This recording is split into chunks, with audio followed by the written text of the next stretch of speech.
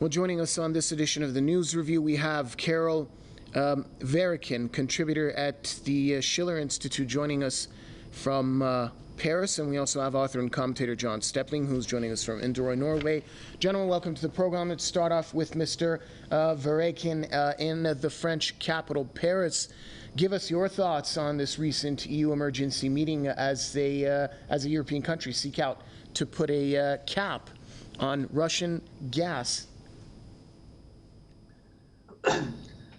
Well, what came out of this meeting is a mouse. Well, the elephant in the room is that actually Europe is completely isolated, imposing these sanctions against itself, and each measure that will increase the scarcity and the difficulty to access energy resources will only end in a higher price of gas and oil for everybody.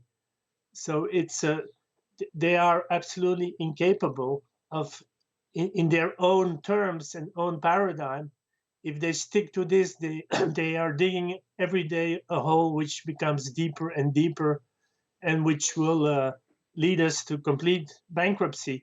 My worry is that many energy firms are going out of business. They have to be bailed out by the state.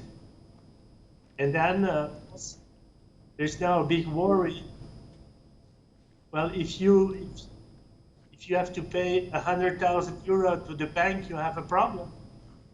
But if you have to pay 10 million, then the bank has a problem.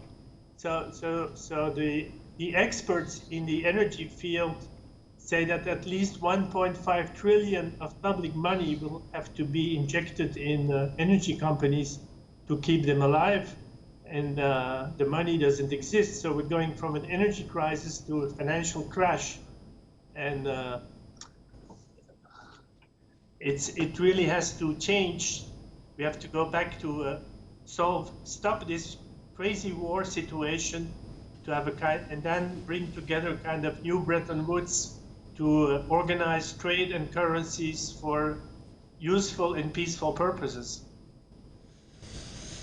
John Stepling, as EU countries seek out a cap on Russian gas, they are divided at this point, but is this another one of those scenarios where whatever happens, it's just going to backfire on Europeans, like so many of the sanctions that has actually shown the situation up until now?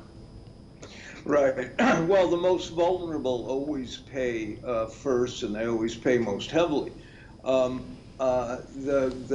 Your other guest is right that energy companies are already being bailed out. Sweden and Finland announced emergency loans to energy companies because of liquidity problems, but the potential for banks pulling out if there's a liquidity squeeze is very real, and the prices, of course, for heating and petrol and are just extraordinary. I mean, in Norway here, if southern Norway especially, the cost of a shower is about $10 US for every shower you take. It's just extraordinary, rise in gas prices, heating, everything, and it's unsustainable. People can't pay this, and that's why you see protests across Europe, people tearing up their energy bills, burning them, and so forth. But it's useful to the trigger for this crisis was this proxy war, U.S. NATO proxy war against Russia. It's about regime change and feed the defense industry more profits. And there's there is residual anti-communism in some strange way linked to this, but it's U.S. global hegemony. They're looking to exercise their supremacy, but there is also the backdrop against all of this can be seen with this great reset, and Klaus Schwab, the World Economic Forum, leaders like Rutte in the Netherlands, Liz Truss now, who just took over in the UK, Justin Trudeau, Ahern in New Zealand. These are all graduates of the World Economic Forum Future Leaders program. And now Charles, interestingly, the former Prince Charles, soon to be King Charles, is the head of the World Wildlife Fund. He is one of the integral architects of the so-called Great Reset. And so we saw it with the pandemic, the lockdowns, the destruction of small businesses. It's estimated now with energy prices in the UK that something like half of small businesses will collapse, will go bankrupt. In the US during the pandemic, the lockdowns closed the doors of something like a third of small businesses. Economies are being intentionally destroyed, and it's part of a massive sort of telecom grid, surveillance state, biosecurity state, whatever you want to call it, that is intentionally being imposed on people, and people can't afford to live. We see it across Europe, and now the energy crisis with winter coming is very real. People can't afford to pay the prices that exist right now to heat their homes in winter. It's simply not possible. You're going to have people freezing to death. And why is this happening? Because of a neo-Nazi government in Kiev and the U.S. insistence on feeding them billions and billions of dollars of weapons and aid.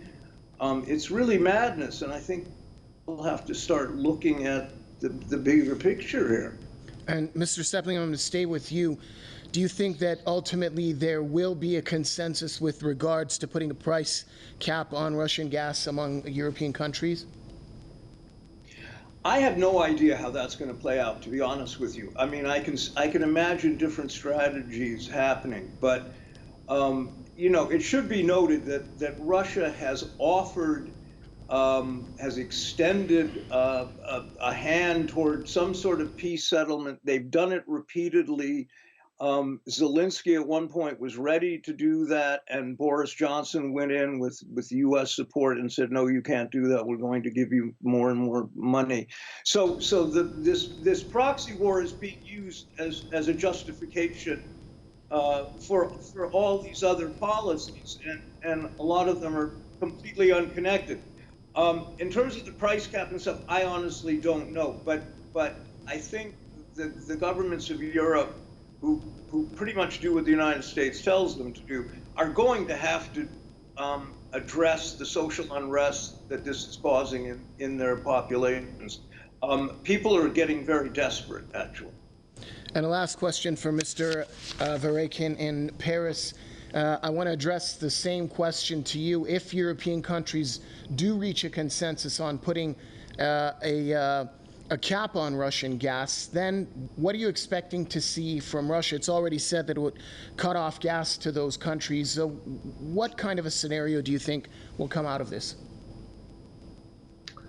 Well, first of all, I think that if they failed to do it today, they are only, I mean, they're on this in the month of May, and they fail according even to their own agenda to impose this.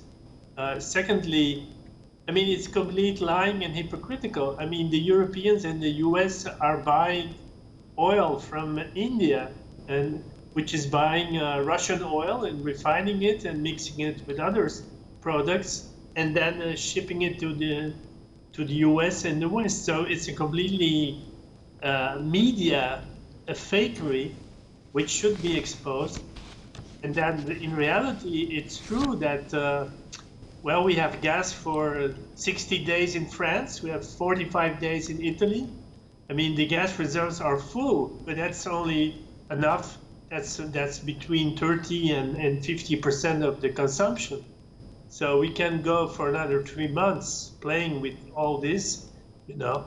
While the banks, the Daily Telegraph revealed 2 days ago that JP Morgan in Frankfurt is planning to close, they made plans to have diesel generators to operate their bank, or even move it back to London, to the city, in case of blackouts in Germany. So they are, this power elite is completely up into the war, and they don't really care about their population. They're interested in speculating on the prices and keep pumping in the financial bubbles and into the military production. So caps or no caps, I think Russia will stay on the line, and will. I mean, with the upcoming meeting in Samarkand for the Shanghai Cooperation Organization, where Xi Jinping, Putin, and others will meet, they don't need us. They will go ahead and build their own the sanctuary for Asia, and if we want to be out, you know, the West will be out. It's suicide. All right, thanks a lot, gentlemen. Karel Vereycken, contributor at the Schiller Institute, joining us from Paris, and author and commentator John Stepling, joining us from Inderøy, Norway. With that, it brings us to an end here on this edition of the News Review here on Press TV, but do stay tuned. We've got plenty more to come.